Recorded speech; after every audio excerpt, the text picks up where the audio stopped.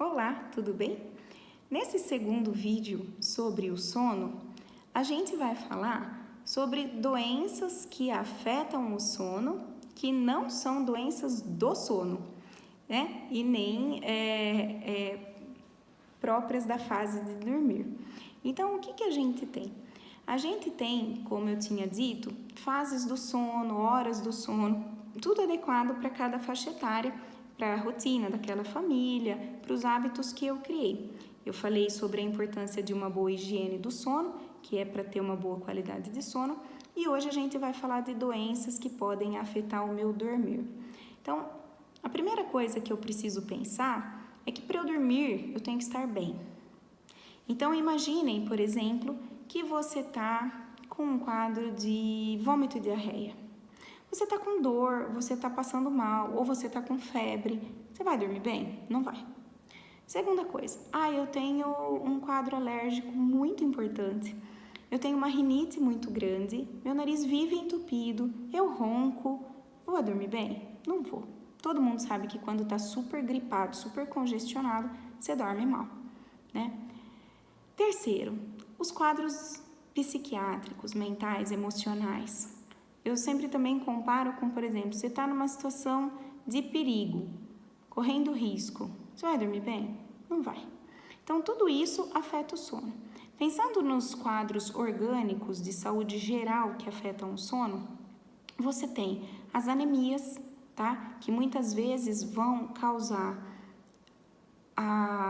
o distúrbio de movimento periódico do sono pela deficiência de ferro, que pode dar síndrome das pernas inquietas, que pode estar associado a movimentos periódicos do sono, mas isso depois eu trato nas doenças do sono, né? Mas a anemia pode atrapalhar meu sono, as alterações de tireoide, tanto o hiper como o hipotiroidismo, a doença do refluxo gastroesofágico, porque incomoda muito, principalmente quando você deita, aquilo vai dar azia, dá queimação e a pessoa não consegue dormir, muitas vezes dá tosse noturna. Os quadros cardíacos nas pessoas com idade mais avançada ou em crianças que têm cardiopatia congênita congestiva. O que é isso? Acumula líquido no pulmão. Então, quando eu deito, fica muito mais difícil eu respirar. Essa pessoa geralmente tem o que a gente chama de ortopneia. Ela prefere dormir sentada e na cama não consegue dormir deitada, né? Ou dorme com 3, 4 travesseiros. Isso faz parte da semiologia da história clínica de uma pessoa com insuficiência cardíaca. Então, vários problemas de saúde atrapalham o meu descansar, tá? Que não entram diretamente nas doenças do sono, né? Além disso, existem as doenças psiquiátricas, que na verdade aí vira um círculo vicioso. Por quê?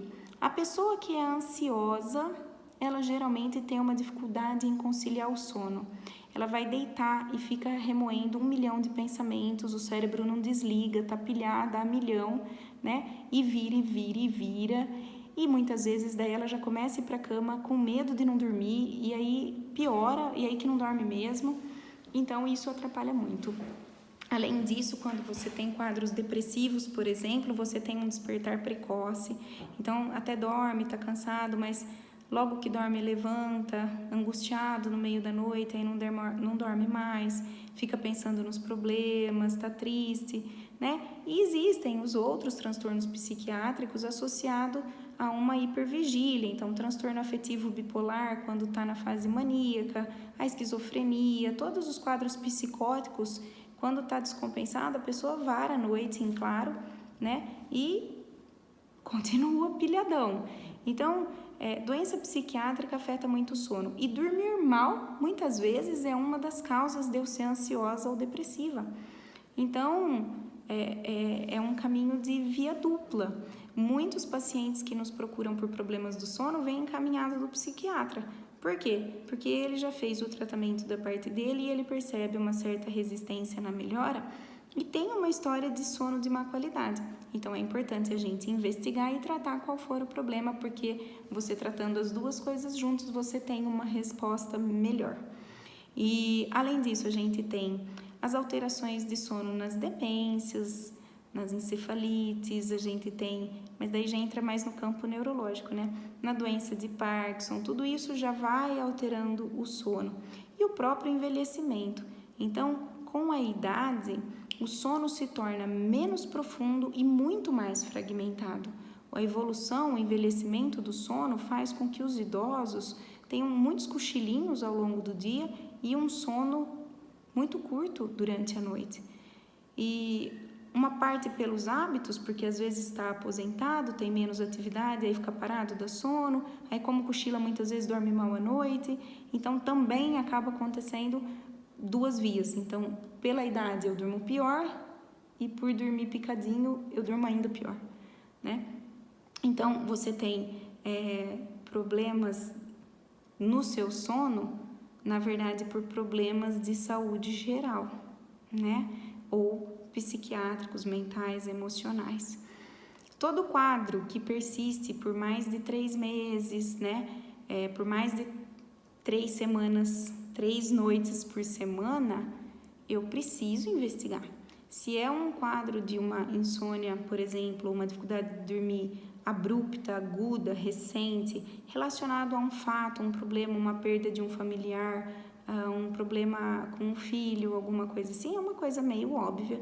Todo mundo sabe que vai passar uns dias dormindo meio mal, mas se isso persiste, é sinal que eu estou precisando de ajuda, porque eu ficar sem dormir talvez piore a minha condição de resposta ao que está acontecendo. E não adianta eu ficar esperando um dia melhorar. Eu preciso tratar, eu preciso de ajuda. E uma coisa que é muito importante, gente, os benzodiazepínicos, que são aqueles remedinhos faixa preta que todo mundo adora tomar, não devem ser usados como tratamento para insônia. Eles não são indutores do sono. Como eu disse no primeiro vídeo, sono não é apagar. Sono existe toda uma atividade cerebral importante para a restauração da memória, do bom humor, do bem-estar, que com sedativo eu vou atrapalhar. Além deles causarem dependência, né, que eu vou ter muita dificuldade de tirar, eles causam tolerância, quer dizer, com o tempo eu vou precisar de doses maiores para ter o mesmo efeito. E além disso, eu tenho uma piora cognitiva, então essa pessoa vai ter uma piora de pensamento, de memória, porque eu cedo a pessoa, eu não ajudo ela a dormir. Então, gente, os Zepams da vida, você pode ser usado pontualmente numa síndrome do pânico, numa crise de pânico, numa situação muito pontual, mas não é tratamento de sono. Muitos colegas acabam dando porque parece que resolve. Nossa, também dormi, mas na verdade você não dormiu, você chapou, né? Você ficou sedado. E isso não é legal. Não é legal porque cronicamente isso vai fazer muito mal e depois o médico do sono que te atender vai ter um trabalhão para tirar esse vício de você e fazer você entender que a gente precisa usar coisas mais do bem, entre aspas, para dormir. Existem indutores do sono que não são sedativos, não são diazepínicos, tá? Existem atividades que a gente faz dentro da higiene do sono que muitas vezes já melhora, terapia cognitivo-comportamental para insônia, um monte de coisa que a gente pode fazer para ajudar sem usar o famoso faixa preta. Então, vamos prestar atenção. Muitas vezes eu vou precisar lançar mão de uma medicação dessa para controle de epilepsia ou para controle de doença psiquiátrica, né? Mas que seja pelo menor tempo possível. Eu podendo trocar, eu preciso trocar. Isso não é tratamento para insônia. Isso não é tratamento para dormir mal, né? Tomar simplesmente um faixa preta também não trata depressão nem ansiedade como muita gente acha, né, no meio leigo. Não. Tem que tratar a doença de base, o problema. Tem que procurar um psiquiatra, tem que procurar alguém da área para fazer um tratamento adequado. E se ainda assim o sono não estiver legal, você precisa procurar um médico especialista em sono. Não é todo psiquiatra, não é todo neurologista que trata sono, né? Existem os médicos que têm especialização em medicina do sono. Às vezes você pode achar o nome dele pelo site da Associação Brasileira de Sono. Tem lá, procura, você vai achar alguém na tua região que possa te ajudar. Então, no próximo vídeo, a gente vai começar a falar sobre as doenças específicas do sono, né? e eu espero estar ajudando alguma orientação, pelo menos um alerta para chamar a atenção e saber que eu talvez precise de ajuda, talvez precise mudar, né, para dar uma melhorada na qualidade de vida, ok?